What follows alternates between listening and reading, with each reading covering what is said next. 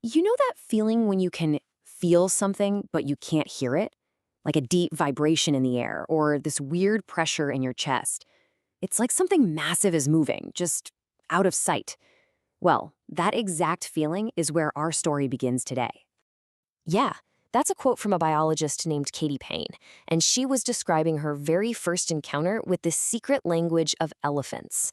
I mean, talk about a puzzle. And it was one that would completely unlock a hidden dimension of these amazing animals.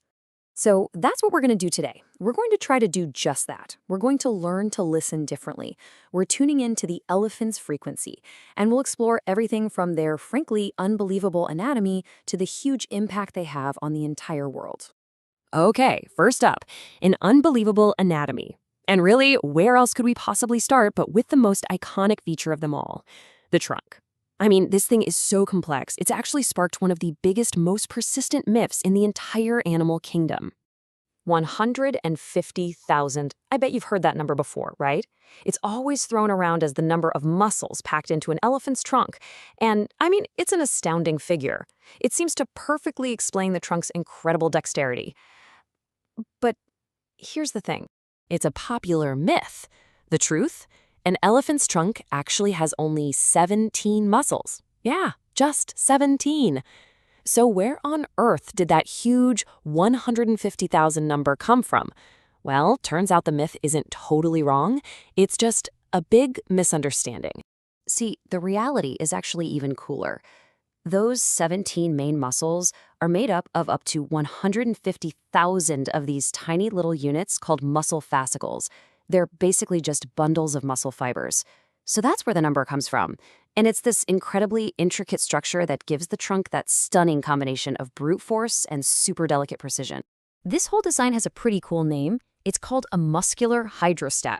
Basically, that means it's a structure made entirely of muscle, no bones at all. Just this densely packed 3D arrangement of muscles that lets it stretch, shrink, bend, and twist with complete freedom. I mean, think about your own tongue or an octopus tentacle. It's the exact same idea, just, on a way, way bigger scale. And all of that engineering leads to this, the ultimate multi-tool. Seriously, what can it do? It's for breathing and smelling, obviously. It can suck up to 12 liters of water to squirt into its mouth. It's a built-in snorkel for swimming. It can pick up the tiniest little objects, but it can also rip entire trees right out of the ground. It's used for gentle, tactile communication and also for trumpeting loud messages. And get this, it can even detect seismic vibrations through the ground. Just incredible. Now, this amazing anatomy also has some really cool, subtle differences between species. In fact, here's how you can tell African and Asian elephants apart. First, look at the tip of the trunk. African elephants have 2 little fingers they can use to grab things. Asian elephants, they only have 1. But the easiest trick, the one you'll always remember, is to look at their ears. The huge ears of an African elephant are kind of shaped like the continent of Africa. And the smaller ears on an Asian elephant, they look a lot like the Indian subcontinent. Pretty neat, right? All right, section 2, the secret soundscape. That last point about the trunk detecting vibrations, well, that hints at something much, much deeper. A whole sensory world that was completely hidden from humans until one scientist felt that mysterious, silent thunder we talked about at the beginning. So here's the story of how it all went down. It's May 1984. An acoustic biologist, Katie Payne, is just watching elephants at a zoo. And she keeps feeling this throbbing in the air. But there's no sound to go with it.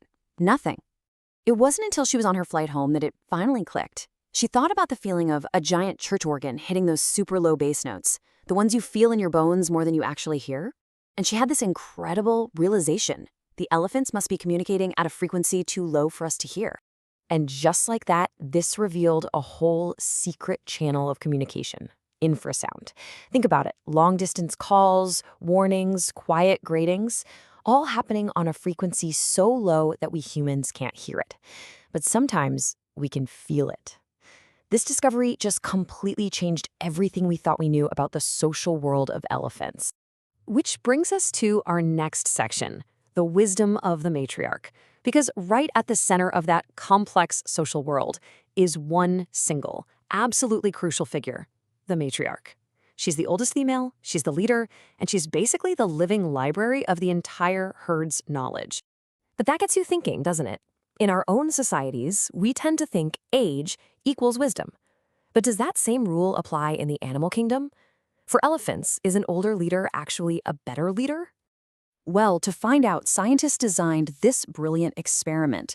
They went out to elephant families and played them recordings of lion roars. But they changed two key things. First, the number of predators. Was it the roar of one lion or 3 lions? And second, the sex. Was it a female lion or a more dangerous male lion? And here's the critical fact you need to know. Male lions are about 50% bigger and are way more successful at preying on elephants. So the big question was, would the elephants know the difference? And the results were absolutely striking. Now, okay, all the families reacted more to 3 lions than 1. That makes sense. But the real difference was how they reacted to the male lion roars. The families led by younger matriarchs had a lower reaction. But look at the families led by the older, more experienced matriarchs. Their defensive reaction was way, way higher. They immediately knew that that was the real threat. So there you have it. The experiment proved it. For elephants, age truly equals wisdom. That lifetime of experience means an older matriarch can pinpoint the most dangerous threats with incredible precision. And that wisdom, it's basically a shield that protects her entire family. And that protective role, it goes way beyond just their own family. This brings us to Section 4, Engineers of the Ecosystem. See, elephants don't just live in their environment, they actively create it, they shape it, for pretty much everyone else. Their impact is so huge, we actually need a few different scientific terms to really get a handle on it. Okay, first up, they're what's called a keystone species.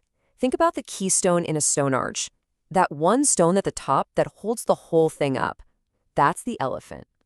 Their presence holds the entire structure of their ecosystem together. If you take them out, the whole thing starts to fall apart. But they don't just hold it together, they're actively building it. That makes them ecosystem engineers. I mean, as they just move through the landscape, they're knocking down trees, creating clearings. And that lets sunlight hit the forest floor, which sparks all this new plant growth, creating food and shelter for tons of other animals. And finally, because they cover such massive territories, they're also known as an umbrella species. It's a great visual, right?